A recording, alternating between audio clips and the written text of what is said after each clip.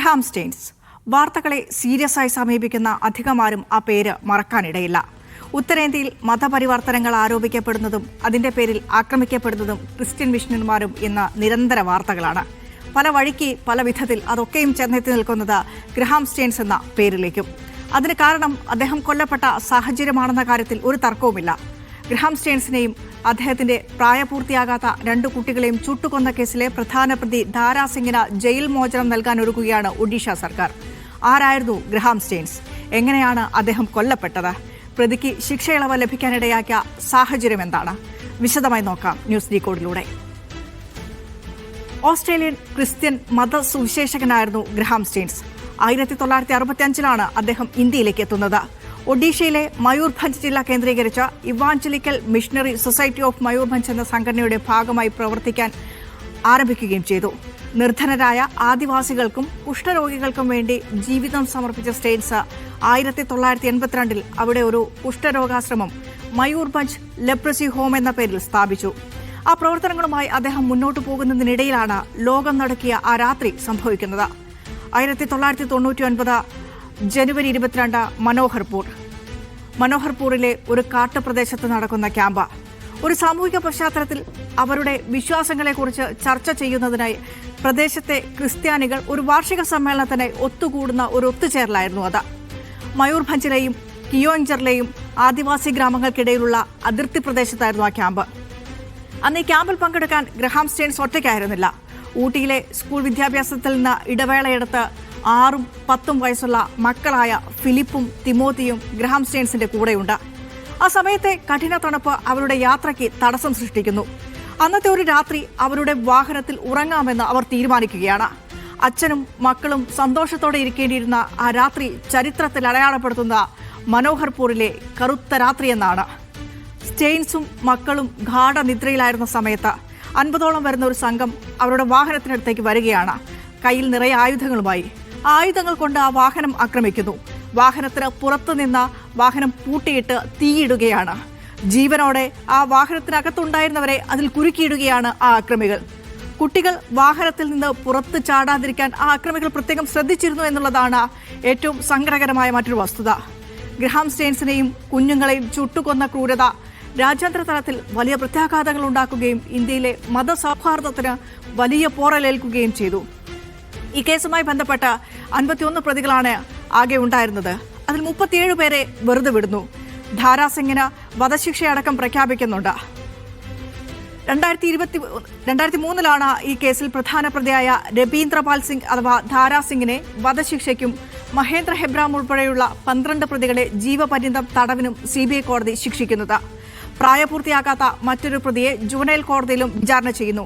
എന്നാൽ ശിക്ഷിക്കപ്പെട്ട പ്രതികളിൽ ഹെബ്രാം ഒഴികെയുള്ള 11 പ്രതികളെ ഒഡീഷ ഹൈക്കോടതി പിന്നീട് വെറുതെ വിടുകയാണ്. ജുവനൈൽ കോടതിയിൽ വിചാരണ നേരിട്ട ആ കുറ്റവാളിയും പിന്നീട് ജയിൽ മോചിതനാകുന്നു. 2005 ധാരാ സിംഗിന്റെ ശിക്ഷ ജീവപര്യന്തമായി ഹൈക്കോടതി ഇളവ് ചെയ്തു കൊടുക്കുന്നത്. അതിനുശേഷമാണ് ഹെബ്രമിന്റെ മോചനം. കേസിൽ ജീവപര്യന്തം തടവിന് ശിക്ഷിക്കപ്പെട്ട ജയിലിൽ കഴിഞ്ഞിരുന്ന മഹേന്ദ്ര ഹെബ്രാം എന്ന ആ കുറ്റവാളിക്ക് ശിക്ഷ ഇളവനും ജയിൽ മോചനത്തിനുമായി സുപ്രീം കോടതി അവർ തന്നെ സമീപിക്കുന്നുണ്ട്. 2025 ജയിലിലെ നല്ല നടപ്പ് പരിഗണിച്ച ഹെബ്രാമിനെ ജയിൽ മോചിതനാക്കാൻ ഒഡീഷ സർക്കാർ തീരുമാനിക്കുന്നത്. പിന്നീട് ഈ കേസിൽ പ്രതിയായി വരുന്നത് രബീന്ദ്രപാൽ എന്ന ധാരാ സിംഗ് മാത്രമാണ്. ധാരാ സിംഗിന്റെ വധശിക്ഷയിൽ നിന്ന് ജീവപര്യന്തത്തിലേക്കുള്ള മോചന കാലയളവ്. കേസ് അന്വേഷിച്ച പ്രത്യേക CBI കോടതി 2003 ധാരാ സിംഗിന് വധശിക്ഷ വിധിച്ചിരുന്നത്. എന്നാൽ 2005 ഒഡീഷ ഹൈക്കോടതി ഈ വിധി പുനഃപരിശോധിക്കുകയും വധശിക്ഷ ജീവപര്യന്തം തടവാക്കി കുറയ്ക്കുകയും ചെയ്തു. തുടർന്ന് 2011 ഈ കേസ് സുപ്രീം കോടതിയുടെ പരിഗണനയിലേക്ക് എത്തുന്നത്. കുറ്റകൃത്യം അങ്ങേയറ്റം ക്രൂരവും അപലപനീയവുമാണെങ്കിൽ പ്രതിക്ക് വധശിക്ഷ നൽകാൻ തക്കത്തിലുള്ള അപൂർവങ്ങളിൽ അപൂർവമായ ഗണത്തിൽ ഈ കേസിന് ഉൾപ്പെടുത്താൻ പറ്റില്ല എന്നാണ് അന്ന് സുപ്രീം കോടതി നിരീക്ഷിക്കുന്നത്. സിംഗിന് വധശിക്ഷ വിധിക്കണമെന്ന സെൻട്രൽ ബ്യൂറോ ഓഫ് ഇൻവെസ്റ്റിഗേഷന്റെ ഹർജി തള്ളിക്കൊണ്ടാണ് അന്ന് ആ കേസ് പരിഗണിച്ച justice P. Sadasivam, justice B. S. Chauhan എന്നിവരടങ്ങിയ ബെഞ്ച് 76 പേജുള്ള വിധിന്യായത്തിൽ മതപരിവർത്തന രീതിയെ ശക്തമായി എതിർക്കുന്നു. എന്നാലും 4 ദിവസത്തിന് ശേഷം 2011 ജനുവരി 25 സുപ്രീം കോടതി അപൂർവമായ ഒരു നീക്കത്തിലൂടെ മതപരിവർത്തനങ്ങളെക്കുറിച്ചുള്ള സ്വന്തം അഭിപ്രായങ്ങൾ വിധിന്യായത്തിൽ നിന്ന് ഒഴിവാക്കുകയാണ്. വധശിക്ഷ ജീവപര്യന്തം തടവ് ശിക്ഷയായി അന്തിമമായി വിധിച്ചുകൊണ്ട് സുപ്രീം കോടതി ആ ശിക്ഷ ശരിവെക്കുന്നു. ധാരാസിംഗിന്റെ വധശിക്ഷ ജീവപര്യന്തമായി കുറഞ്ഞു കിട്ടുന്നു. ധാരാസിംഗ് പുറത്തേക്ക് വരികയാണ്.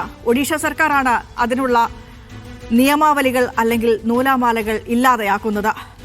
25 വർഷത്തിലധികം നീണ്ട തടവ് ശിക്ഷ പൂർത്തിയാക്കിയ സാഹചര്യത്തിലാണ് ധാരാസിംഗിന് അകാലമോചനം പ്രിമച്വർ റിലീസ് എന്നാണ് പറയുന്നത് BJP സർക്കാർ തീരുമാനിക്കുന്നത്. ഈ ഒഡീഷ സർക്കാരാണ് അതിന് ഉത്തരവിടുന്നത്.